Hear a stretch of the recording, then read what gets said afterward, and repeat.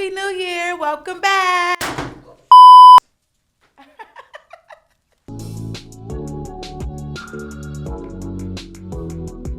Welcome back to the Panthers Post, a student-led podcast created by the Student Associated Council with the help of Sacramento City College's faculty and students.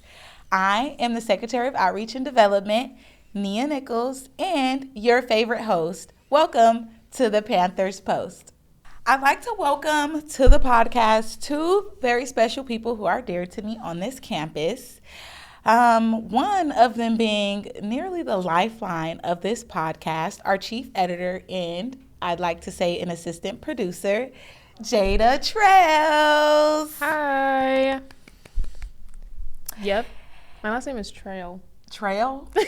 Sorry. Jada Trail. Hi. The S was so easy to add. I apologize. I saw it on the thing and was like, that's not my last name. Sorry. It's Don't okay. read my private thoughts. I'm sorry. And I also have a dear colleague who worked in the education system. I'd like to say he's a part-time philosopher who has very profound perspectives, and he gives great advice. He's a student council advisor, Mike McDoniels. Whoa. Hello. I want to give you guys just the time to introduce yourselves on your own, talk about who you are, let the students get to know you a bit. So you can go ahead first, Mike. Okay, thank you for the kind words. That was that was more than I would have expected, but I appreciate it. I was in education as elementary and middle school English teacher for close to 30 years, and I decided that I wasn't done yet and wanted a little bit of time to stay involved and active, and the opportunity came up to work with student leadership and development and spend some time working with the students here on Sacramento City campus, and it's been about a year now, and I've had myself a great time doing it. That it has been a year. Yay! Just a That's year. so fun. How exciting. Monumental. Yeah, and then now you're with like older kids, so that's a refreshing feeling, not being in the adolescence, elementary and middle school. Sure, no, I like it. I like that you guys can, make decisions for yourself, and there's some self-actualized space there, but mostly I think it's just I really enjoy the conversation and the connection. So I've had a chance, both of you and others that have just been able to enjoy the opportunity to hear where you're at in your own life story and what's important to you and stay connected in that way, and the older you get, I think the deeper the conversations can be. So I've really appreciated that. Yeah, we love that too. I think that's what connected us a bit was our great conversations that we have.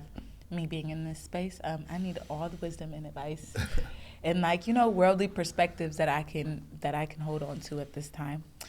And so what about you, Jada? What's your story? Well, let's see. I've been attending Sac City for 3 years now. Okay. I've been a photographer for like 6 years. And I was taking pictures at an event for EOPS, and Nia walked up to me and was like, "Hey, do you know how to edit videos?" And I said, "Yeah." And she's like, would you be interested in editing for the podcast? And Nia had come into one of my classes before, and everyone said no. But I was in the bathroom, so I didn't hear. And I was interested, but it was like after she had asked everyone. So it was kind of like great that she had come back up to me, because I wouldn't have said anything. And then, I've just kind of been doing this for the past, 2 months, month and a half.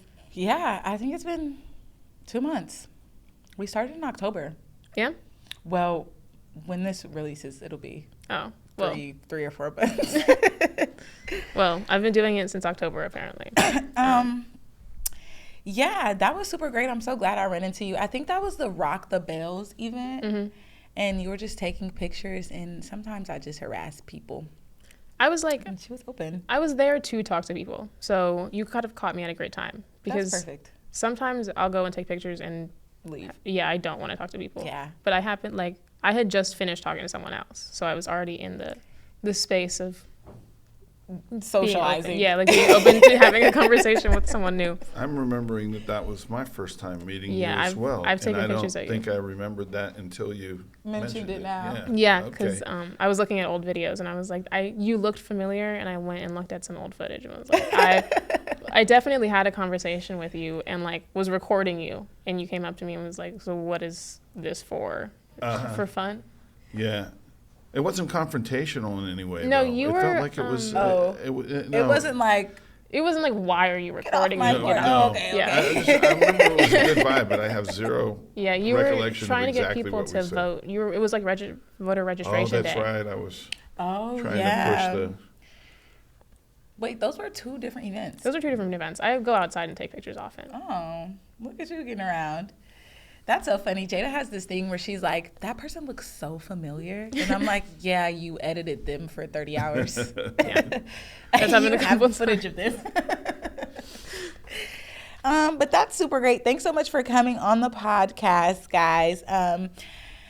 So me and Jada actually, first of all, thank you, Jada, because you really are the lifeline of this podcast. Like, you help me with topics, you edit, you give great advice. You and Vaughn set up this amazing studio. Like, you're so awesome.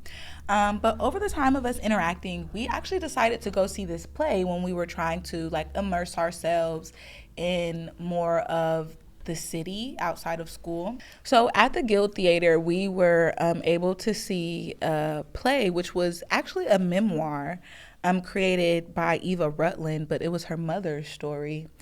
It was called When We Were Colored, A Mother's Story. Actually, the author is Eva Rutland. The daughter, Ginger, was the one who was telling the story. Oh, okay. Mm-hmm. So I misunderstood that. Eva Rutland is the mother. Is the mother. Because she wrote this book. Ginger, the daughter, was the one who produced the play. Okay. You read the book. Well, I know I've met Ginger before. Oh. Well, she's like, my grandmother used to work with her. Mm-hmm. So that's why I know that you were so connected to it. I just thought that you were so well-rounded and like had your ear to the streets. I thought she had her ear to the Sacramento streets and just kind of knew all of the events happening. I was like, wow. I had never been to the Guild Theater. And so that was actually very special because it's such an intimate theater, right? There's like 10 rows. There's no balcony. And of course, it's so intimate. It's so close to the stage. And then for this play, there were only like 6 cast members. So it was a very intimate play. There are 5. It was a very intimate play.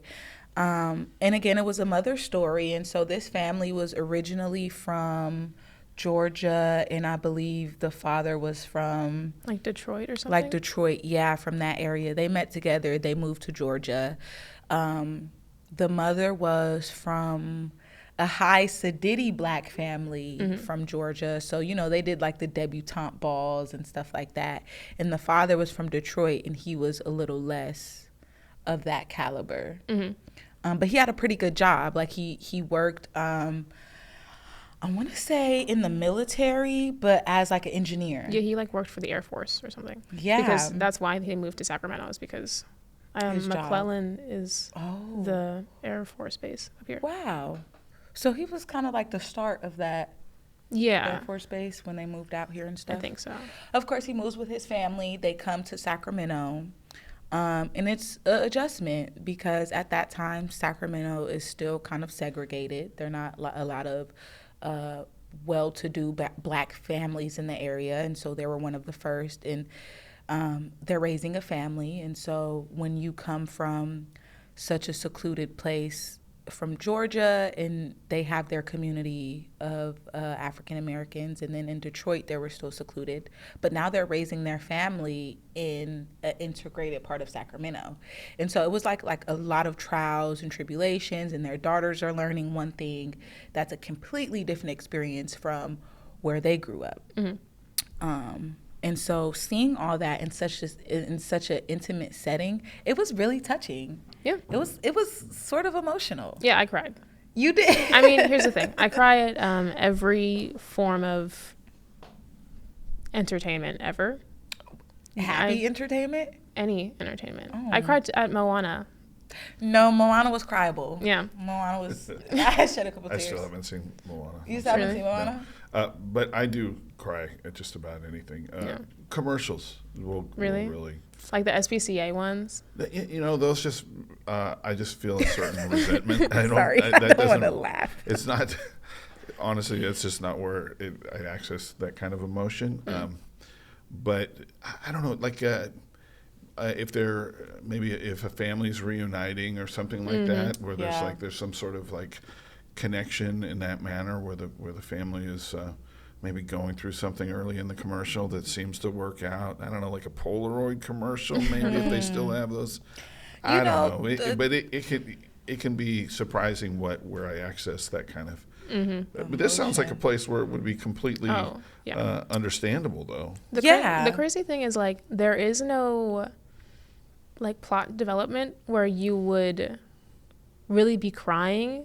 Like, there's like, you're connecting to people. Let me show them the book while you're talking. You're not crying over anything big until like the absolute end of the movie, or not the movie, the play. Right. But let me ask you this.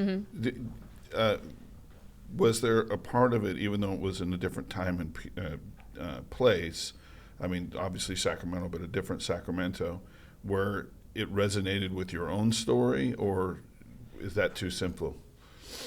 Was that part of where the emotion came, or just knowing that people had kind of had to negotiate these circumstances?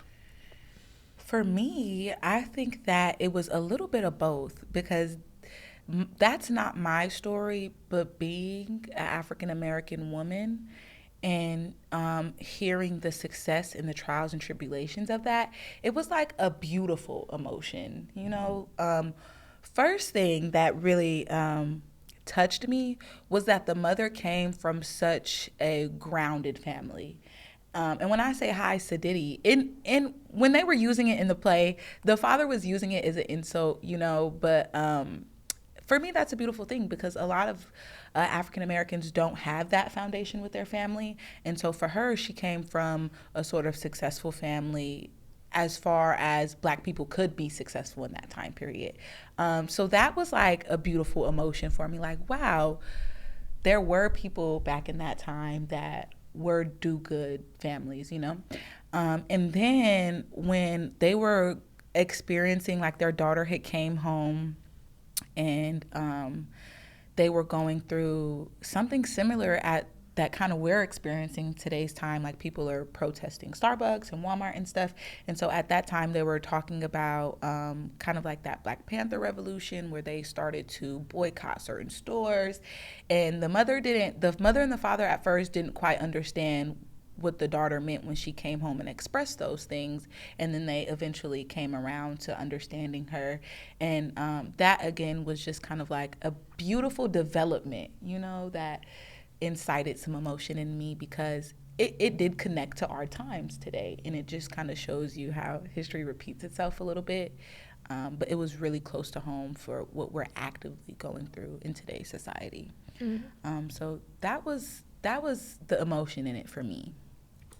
The emotion in it for me was, I grew up in Sacramento, in the Sacramento area, and so even though it's not like segregated, there's still racism, and there's still you know, separation. And so I related to, well, Ginger's the daughter. When she was younger, she came home one day and was like, these kids aren't allowed to play with me. These kids don't like Black people. Their parents don't like Black people. And I've experienced that as a child, of like different kids from different races not liking me specifically because I'm Black. Mm-hmm. So that's where I got a little emotional. And then at the end, not to completely spoil the play, but the entire play was mostly about the connection between Eva and her husband. Yeah. Like, there was like, it was her memoir, but a lot of it was, I love my husband loves me. And this is how we work together to build our family, you know? So at the end, well, the play starts in like 2024. And she's telling the story and we're going back in time. So at the end of the play, we're back in 2024. And she's talking and she's an older woman and she's blind and her husband's passed. And so at the complete end, she passes away and her husband comes back in like a white suit and comes and dances with her. Oh my gosh. I started crying there because every time I see like a loving couple, I always think of my grandparents. And my grandma likes to talk a lot about like the day that she'll die. And so I got emotional just thinking like, she's going to dance with my grandfather. And yeah. I kind of forgot about that scene until you mentioned it. Yeah. It was beautiful. Yeah. Oh my gosh. So sweet. It was so sweet and so beautiful. And you can only hope for that. Like, you can only hope for that type of love because they definitely were partners. They showed you like what it was like to be partners. And then I know we mentioned how they had different backgrounds and they really worked with each other on like, this is what I experienced, this is what you experienced, but let's mesh this and build our family. It was beautiful. That was a beautiful part. So you can only hope for that. Mm-hmm. Yeah. I could see that evoking some tears. Yeah. I remember when I was, I don't know how old I was, but I was fairly young. I mean, maybe in my late teens, something like that. But I remember seeing a picture in the newspaper, and I'm not going to go into what a newspaper is, but there was a picture of a couple on a park bench, particularly old, like probably in their late 70s, 80s, something like that. And it was like the sun was going down, and they were seen holding hands.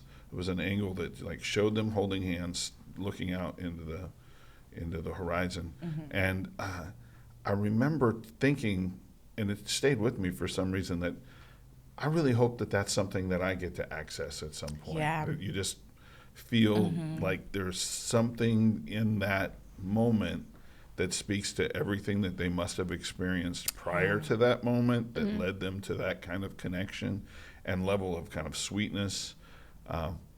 So I don't know.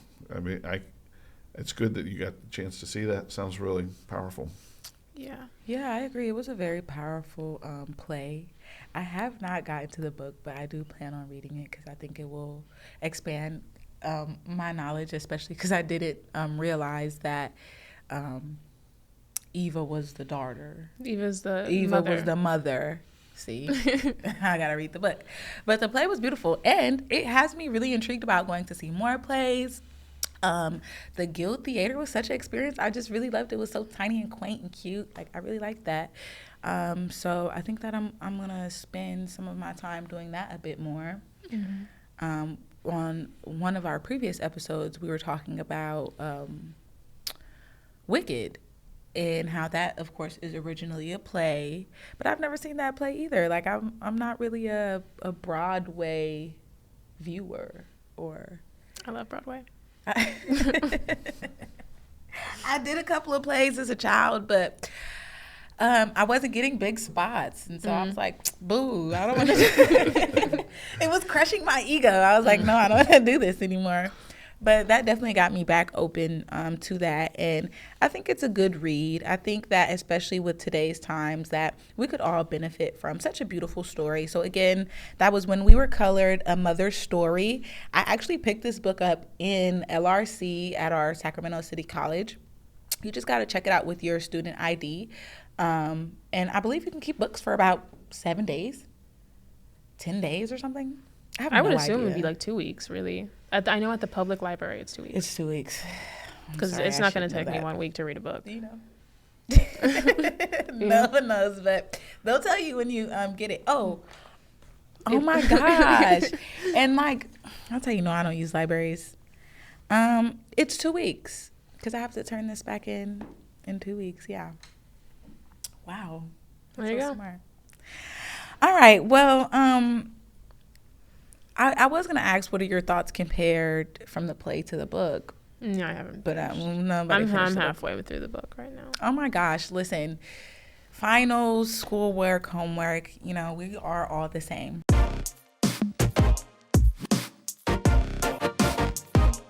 I'm just going to give you a quick update on what's happening and what's going on this last couple of weeks of January. It's our first few weeks back into the spring 25 semester. And so I want to make sure that you guys are up to date on all the events and that you can tune in. So it looks like on January 23rd, which is a Thursday, there's a student employment workshop with career services. That is from 12 to 1 p.m. So it looks like if you need to find help with employment or learn tips and tricks on how to reel in potential employers, then you can find that out in the Career Service Center on January 23rd, a Thursday, from 12 to 1 p.m. I know I need to be there because I think I need a job. Bills are due. Let's see. And then I want to say there's some fun activities on the 24th, that same Friday. Something super important. The last day to enroll in your short-term classes. So if you're doing like the 5-week classes, the last day for you to enroll is Friday, the 24th. So get on top of that if you love short-term classes. Make sure you are talking to your counselor. Remember, guys, I'm really just looking on scc.losrios.edu. I go straight to calendar and events right under campus life. You go to calendar and events, and it's going to tell you all this same tea that I'm giving to you right here.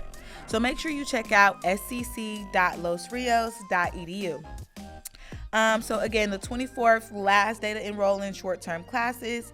But there's also a really good workshop, how to write effective resumes, right? That's also career services. So if you on Thursday, you go to the workshop for how to get a job and cleaning up your resume, how to attract employers.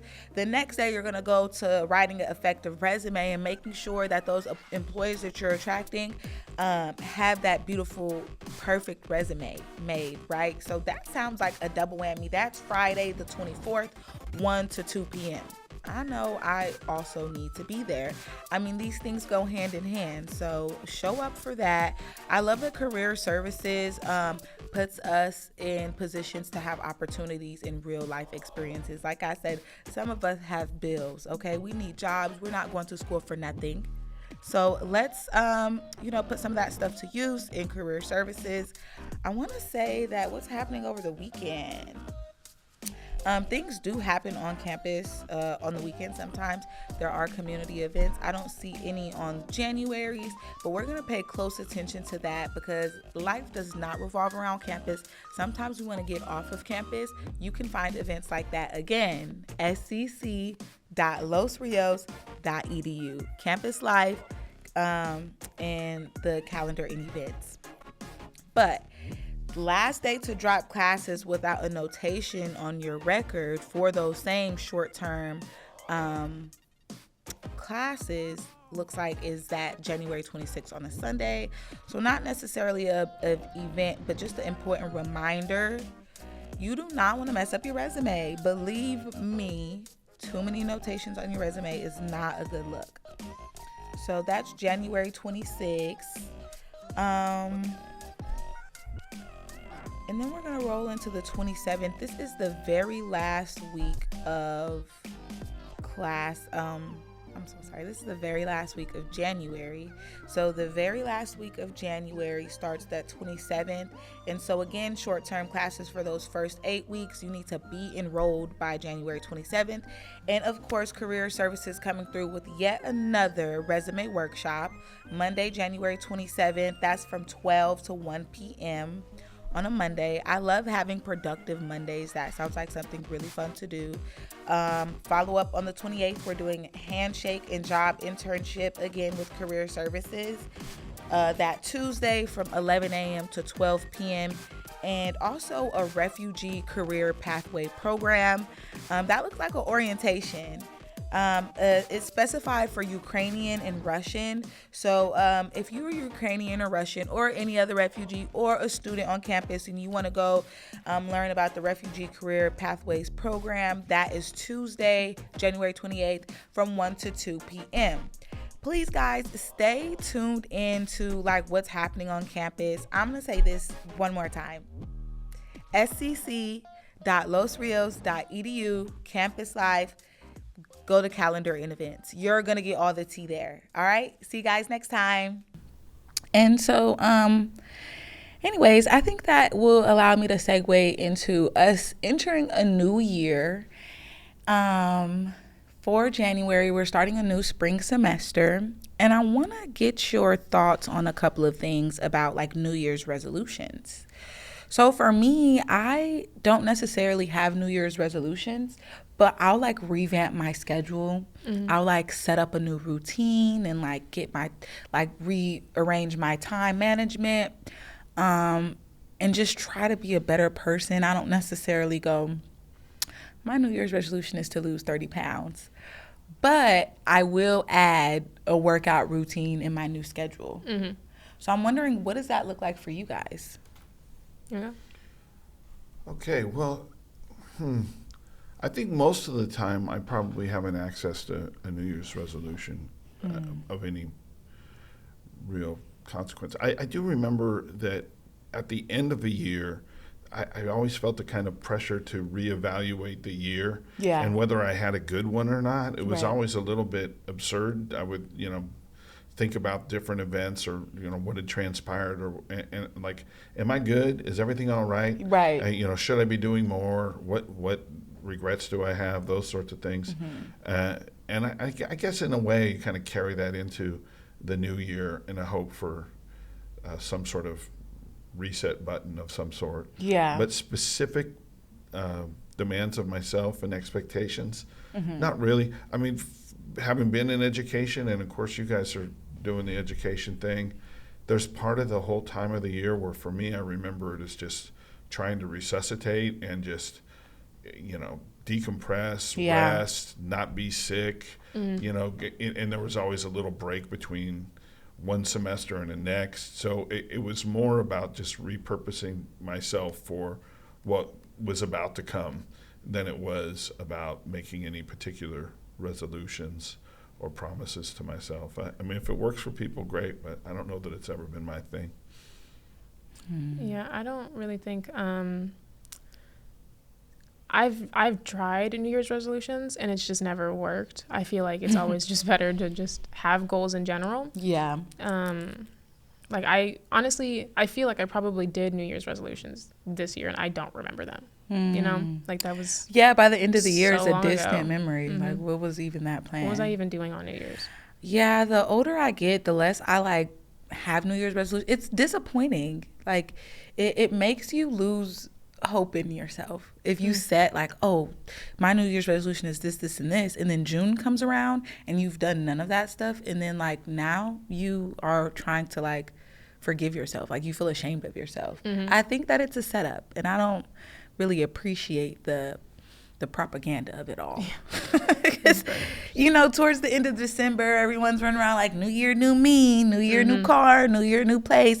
And I'm like, okay, New Year, new classes. Yeah. Like the same goals, same situation. Like, so I think it's a point that like where society will put pressure onto us.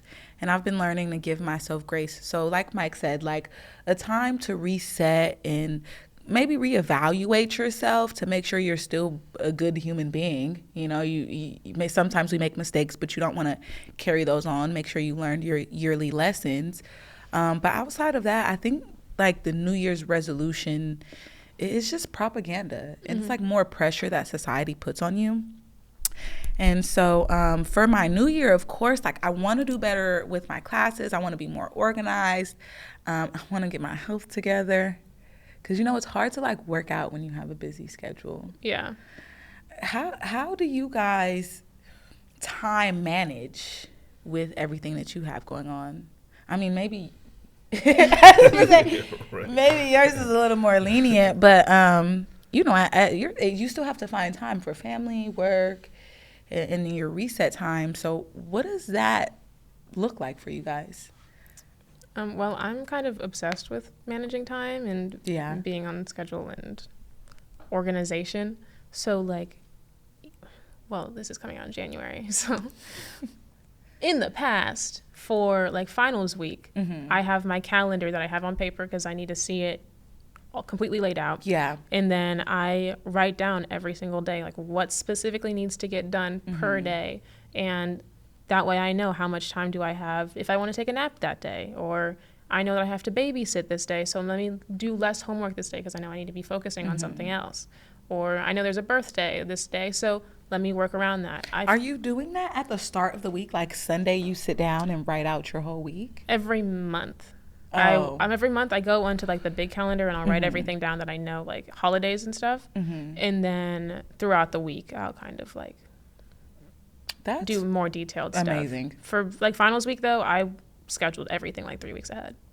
That's amazing. Maybe we should have a time management workshop together. But Mike, what about you? You have a lot of free time now. I do. I have a work schedule that's only Tuesday, Wednesday, Thursday, and it's funny that Tuesday morning can roll around and I feel the same kind of resentment I used to about Monday. Mondays, you know? yeah. and I can feel like I don't have enough time, and my wife is like, really? I mean, you have nothing but time. I mean, there are certain parts of my routine that are pretty well established just because of the Tuesday, Wednesday, Thursday. Right. It kind of means that my Monday and Friday look a particular way. I have a grandchild and I get to watch her on Friday afternoons. So that's just something that I know that's going to happen, and I work around that. If I schedule appointments for anything, it's going to be generally on a Monday morning, that sort of thing. And even with the work that I have here, I don't, by the time it ends, I still have an afternoon for the gym or, making sure that dinner gets made or whatever else. My children are adults, and one's actually here on campus, and pretty, self-directed. So there's limited that I have to do in that way. So I am in a different space, being on the end of a career instead of, trying to establish one or working my way through school. But I've always been a bit of a planner where, I know what the month is going to look like Jada was saying, just have an awareness of important events or things that's going on. I've always taken that role in my family. So for me, when it was especially important to time manage, I always had an understanding of what I wanted it to look like at the end, and then I kind of would backfill. That's a good one. And that was just whether it was developing a lesson plan or tackling a semester in college or whatever else. But now it can even feel like I just survived in advance. Like you just get to a day and then the next day happens. And there's some of that too. Day by day. It's not that I'm that organized or that particular. Like what didn't get done today will be there for tomorrow. It'll get done at some point. Or it won't. That's actually really good to hear, because sometimes I over stress about my day. At the beginning of fall semester, I color coordinated my schedule. I had every week color coordinated, and it didn't even work out. And I was just so stressed every day, oh my God, I didn't get this off my calendar. I don't know what I'm gonna do. It was just super stressful. But then I had to learn to give myself grace. So it's good to hear that from someone a bit wiser that has experienced this. We can just go with older. I didn't want to say. Let's go with older. I didn't want to say Wiser's older. A lot of Wiser's. Pressure. Oh, I don't know. I mean, there's probably nothing that's coming out of my head that's going to come across wise. Everybody's thinking, wow, I've been waiting for the wisdom. All I got was the age. No, I think that the experience that you have for you to say that. There you go. Good word. There you go. Yeah, the experience that you have. But it does allow me to give myself grace, because it'll get done tomorrow. And especially, you've been at it for a while. So, well, if I can say, you should. And I think all of us, and what I've seen working with you and knowing how earnest you are and how much you care about what you're doing, Yeah, when you say give yourself some grace, it's really hard to access joy and just having a good time and relaxing. There's always pressures. Some of them are real, some of them are imagined, but just finding a way to kind of breathe through that and just find a way to enjoy the day without putting so much pressure on oneself. I mean, it's tough, right? But looking back at it after having the experience, I do sometimes wonder, why did I put so much worry into it? It didn't make much difference. Mm-hmm. I think my grandmother called it borrowing trouble. I used to always borrow trouble. That's a good one. Yeah, that's a good one. And said, quit borrowing trouble. Yeah. So anyway, well, easier said than done, but it's a helpful reminder that life's short. You got to have a good time as often as you can. Yeah, that is true. I think we've been harshly reminded of that throughout this year, that life is short. So, we got to have our joy where we can take it. But that brings me to my next question. Because a lot of us here on campus there's a lot of diversity, right? So there's some students that are fresh out of high school. There are some students that are non-traditional, that are maybe in their mid-20s, 30s. There are parents, there are grandparents. But where I'm at in my life, I'm not quite sure if I should be taking life so serious. Like, in your 20s, do you spend that time to be like super hyper focused on your goals, on your education, on your career? Or can you give yourself that leeway and like party and then come back to it, or like experience the real world and just be less serious and come back to it? What are your thoughts on that? Well, I am 20, so I haven't really lived the life. But as someone who is 20, who's living in my 20s, I personally am really focused on my goals. Mm-hmm. And like I give myself time to enjoy life, but I feel like if I work hard now, that I wouldn't have to work as hard later, Right. So I'm like willing to sacrifice my 20s to not have to work so hard in my 40s and 50s, Yeah.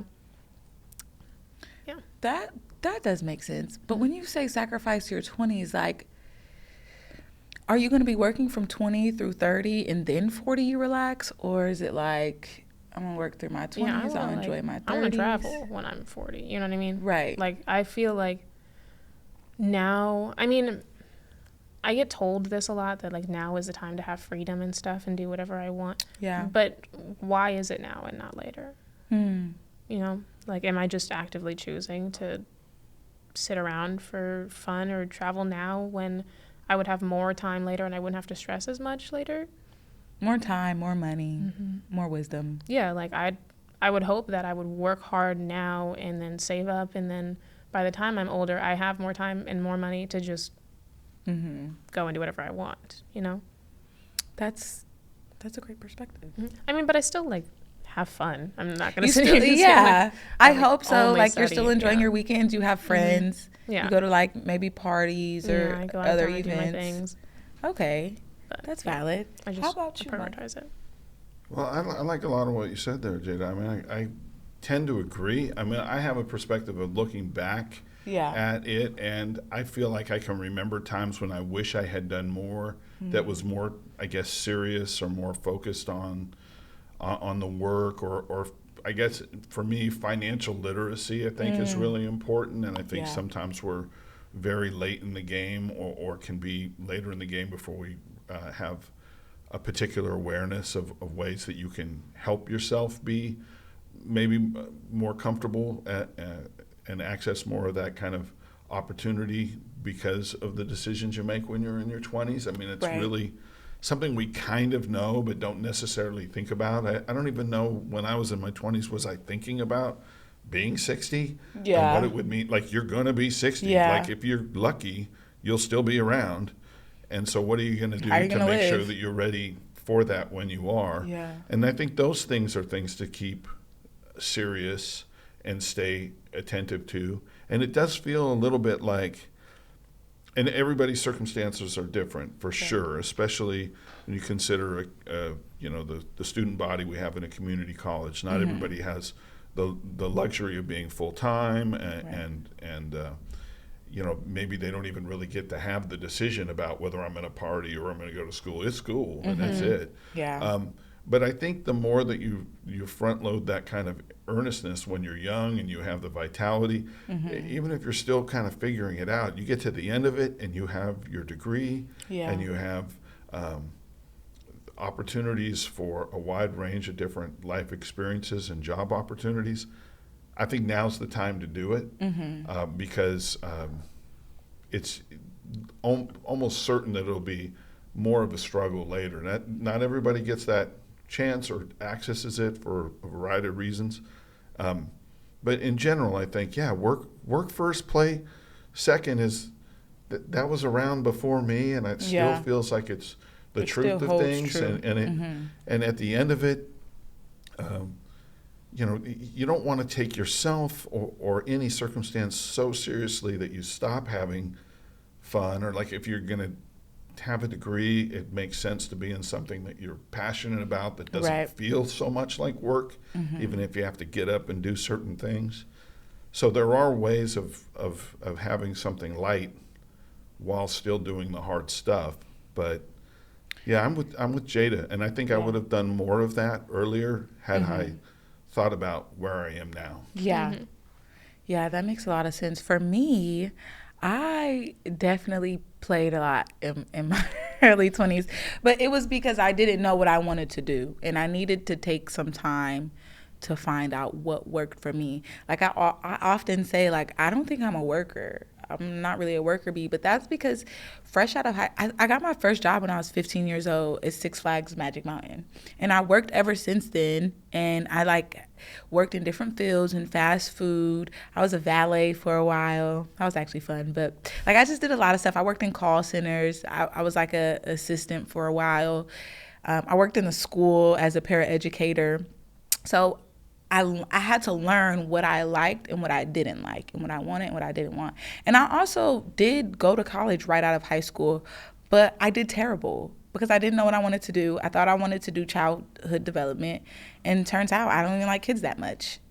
And so I had to figure that out myself. And so I want to say that I did work, but I worked at the expense of, I don't really like this, I'll move on. At the experience level, I just was experiencing things.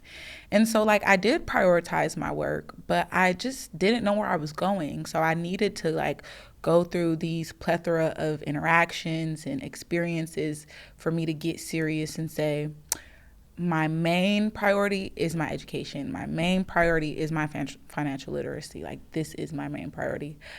But when I look back on it, it does seem a little wild. I was I was bouncing around a lot of places, but I think that is where I get my eagerness to work, my passion to work now, because I've learned those things.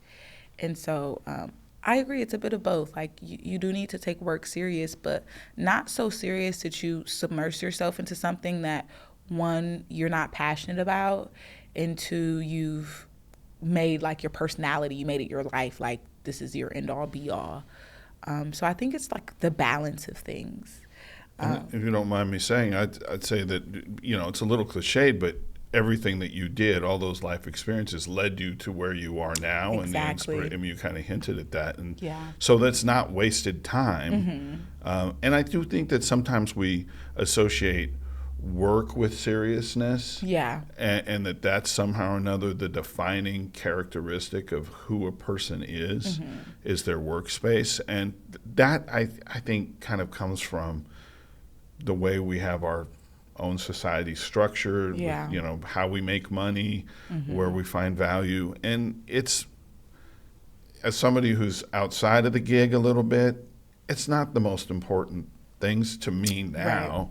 Right. I mean, family, friends, connection. These are the things where you find Right. your identity, your matters, meaning, where really. it feels matters, Yeah. like it matters. So, I mean, it's not to denigrate work, but I think all the experiences that you're having lead you to who you are. That's not terrible. It's just, I think if you know at the end that you want to live with the kind of opportunity, like you're just kind of creating opportunities for Right. yourself. When you're in school, it's a bit of like a promissory note, right? That you're doing this, knowing that, okay, I'm suffering, this is costing me energy, time, money, a whole thing. But at some point, there's going to be there's a reward. Yeah. And that's what and some of the reward is what you learn and the experiences you have along the way. But that's why I'm so, I would say, passionate about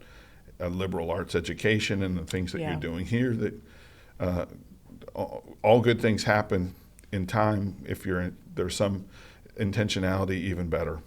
Yeah, for sure. With the intentions, I absolutely agree. So yeah, I guess the answer is live life.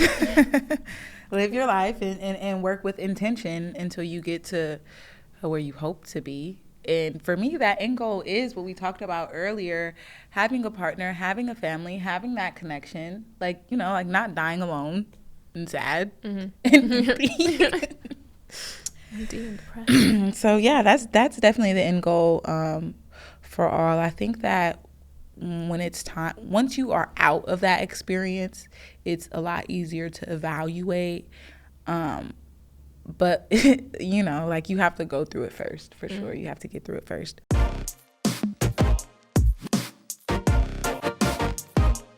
Hey, Sac City.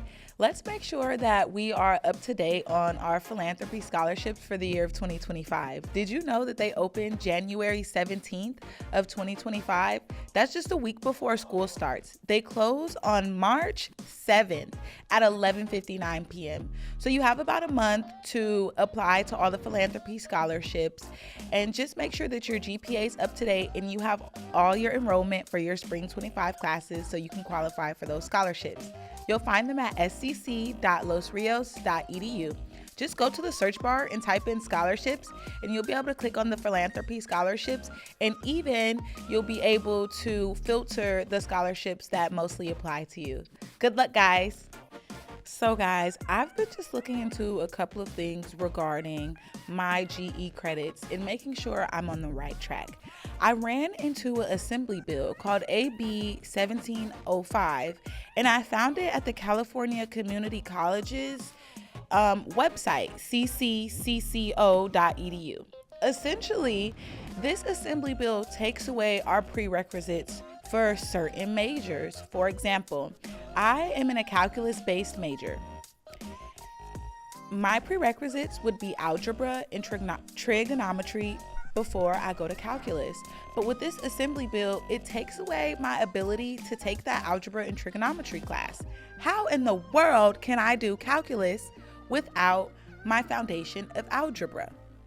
So this AB 1705 implementation takes place fall of 2025. It's really important that you guys are taking a look at your GE credits that you need in your major and what your prerequisites are. You have to prepare yourself for this new assembly bill change. I advise you to look it up on ccco.edu and look for AB 1705 implementation guide. Again, that's ccco.edu AB 1705 implementation guide. It'll give you an overview and all the information that you need for you to be prepared for your foundation level credits when you are moving into other classes. For example, my solution is to take Math S10 in order to be prepared for my algebra fundamentals. That way I can excel in Calculus 400. Talk to the math department. Make sure you talk to your counselor about ways that you can get around your success in your GE credits with this new assembly bill. But with that, what advice could you provide for students that are in that space? Like Jada said, she's 20 right now. She has her whole 20s to go. What advice could you give them? What advice to give the 20-year-old? The 20-year-olds. What to tell Jada? I first say that I'm certain I have plenty to learn from Jada. It's not a one-way street by any stretch. So, but I think in part I'm always impressed in the conversations I've had with Jada, for instance, how much you do have together and how much you're still figuring out, and your willingness to kind of live in those in-between places, whether it's your own personal experiences or, what you're doing in terms of your education or whatever else. You're fully aware that you're 20. You have full awareness that there's a lot to learn, but you bring some gifts and talents to the table already. So I don't worry over 20-year-olds too terribly much. Or my two youngest daughters are 19, and they're constantly impressing me with how capable they are, and I'll find myself offering the advice like a parent does, unsolicited and usually unwanted, and almost always unnecessary, because they've already kind of thought about it and they're already living with whatever that tension is. As somebody older, I just want the path to be as smooth as possible, and definitely not to make the mistakes that I've made. But I have a feeling that people are going to make their own mistakes, and some of them will look a lot like mine and some won't, and that they will have opportunities to learn and grow from them. And I'm not overly concerned with it. I do have my concerns, I guess, that this relatively new understanding about mental health and mental health concerns, that people are taking good care of themselves and have a adequate understanding of exactly what that means.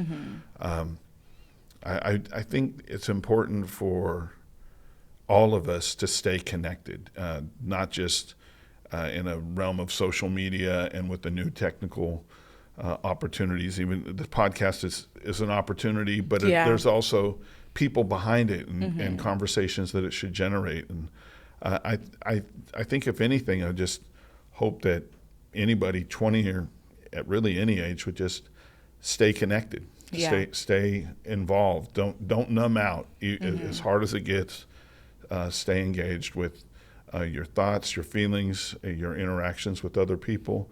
And that's not easy to do, but that's my hope for anyone, really. That's an interesting thing that you say, like staying connected outside of social media. What do they call that? Like a parasocial relationship when you make friends on social media?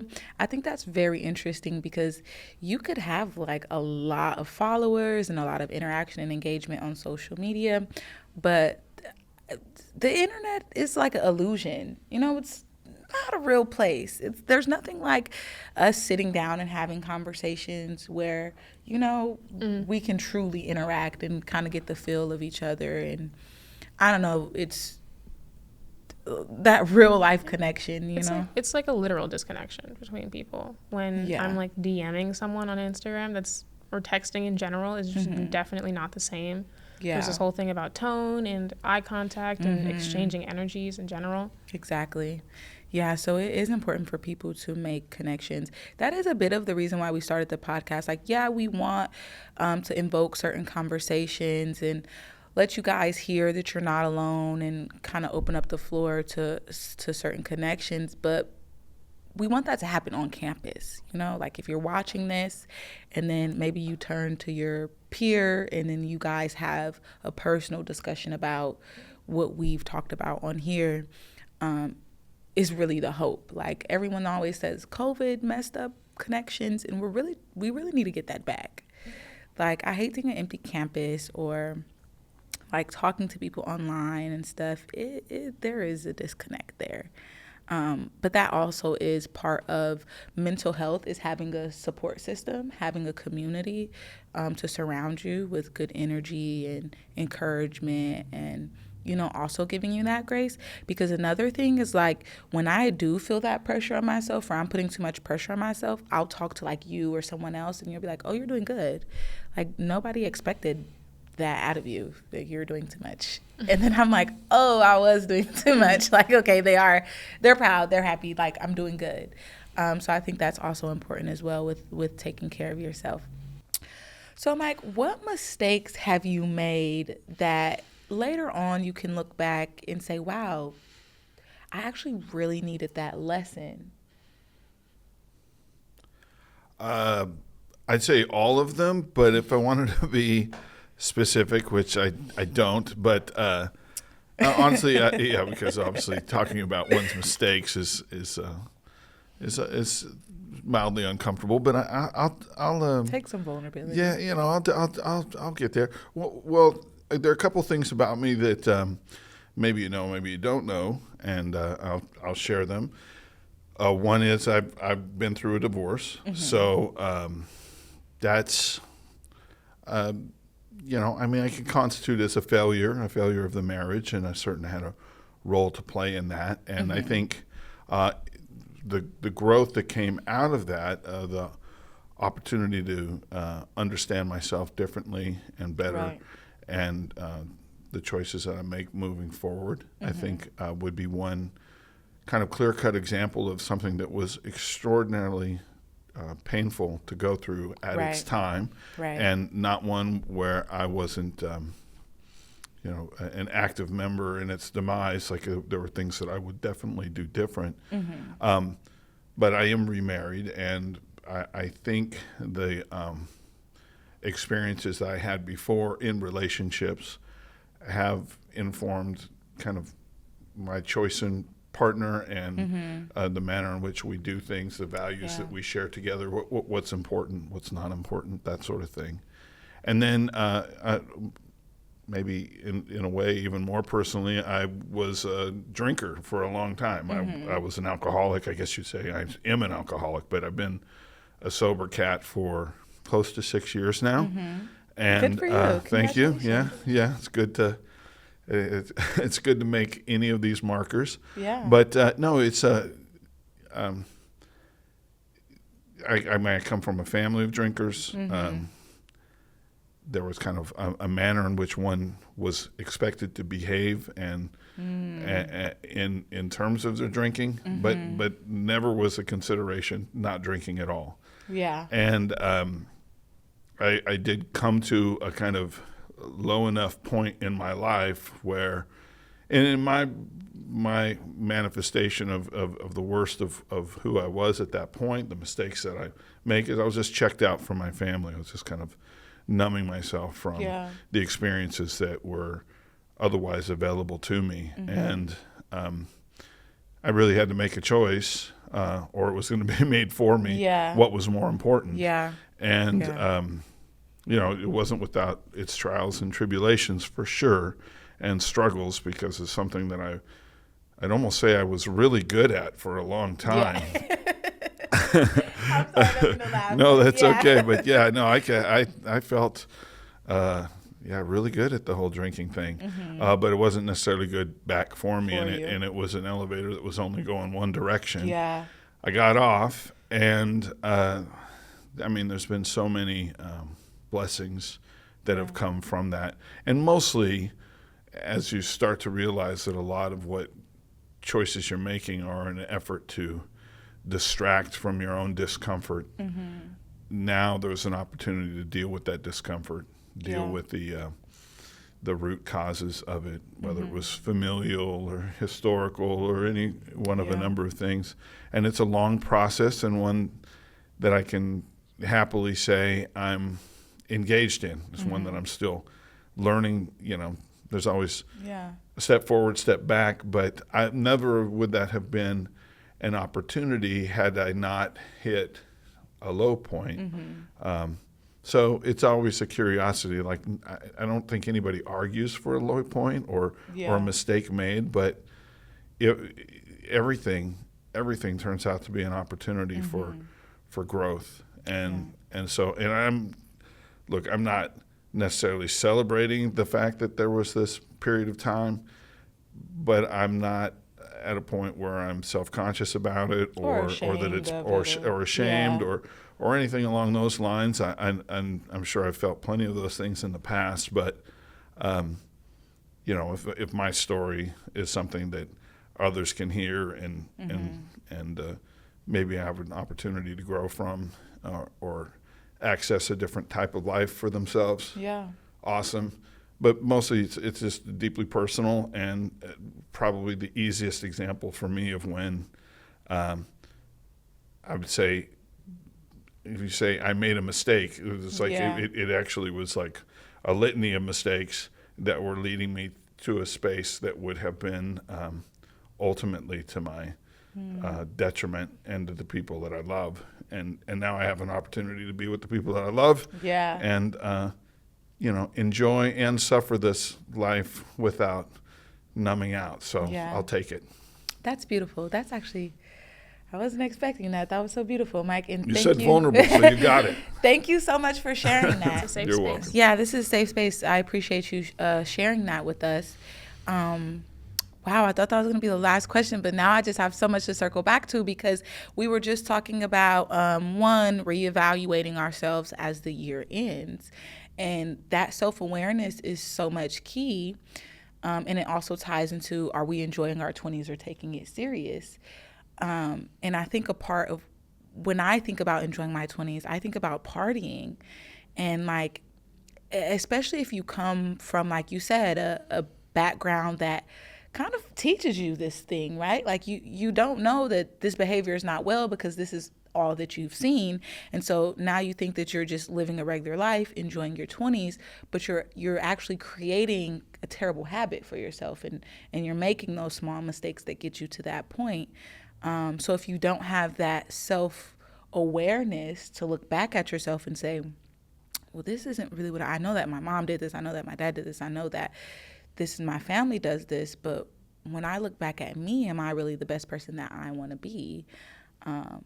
And so I think that your story touches a bit on all of that. And I appreciate you sharing for that, because it is definitely a home hitting point for myself as well. You have anything to say? You have anything to say? Yeah, I would. I mean, I'm not going to get into that, but I would say that being in college, you don't really think about what you're doing to yourself for the future. Yeah. There's like a comedian, right? And he struggles with addiction for his entire life. And it all began in college. And he was like, I was just partying and I was having fun and I was taking drugs and I was drinking. And I was just 20 and I was in college. And that's what you do when you're 20 and you're in college. But you don't think about that. You're doing that for 4 years straight. Yeah. And that is creating a habit. And then that habit will follow you for the rest of your life. You don't realize you're thinking, oh, well, I'm just doing it on the weekends. And then the weekends turns into, well, I can just do it on a random day now. And then I graduated, and now I'm just doing it on the weekends while I'm graduating and after I graduated, and I'm doing it while I'm at work. And then you start to really realize that you're dependent on this thing, because when you started making excuses for yourself in the beginning. Yeah, and that's a really strong point for you to pull yourself out of that and to realize. So kudos. I just gained a lot more respect for you. Like, I've always respected you, but that's very sweet of you to say. Your lore just gets deeper. I love it. But yeah, thank you for sharing that, guys. I think that we're gonna end our time here. I just also want to mention, like, with this new year, have that self-awareness. Make sure that you're taking a look at how your week went, how your month went. Make sure that you're taking the time to sit down this semester and have some time management, and make sure that you're spending your time as productive as possible. Make sure that you're taking the time to take care of yourself. We talk about our mental health services here on campus all the time. So I just really, really hope that you guys are, one, living a life that suits you, right? That allows you to be where you want to be in the future. Make sure that you're taking care of your mental health and you have some self-awareness about your downfalls and your mistakes. And it is okay to make mistakes as long as you learn from those mistakes. We won't keep you too much longer because we have a full semester ahead of us. So we all wish you luck, and thank you so much for joining us today, guys. Bye. Bye.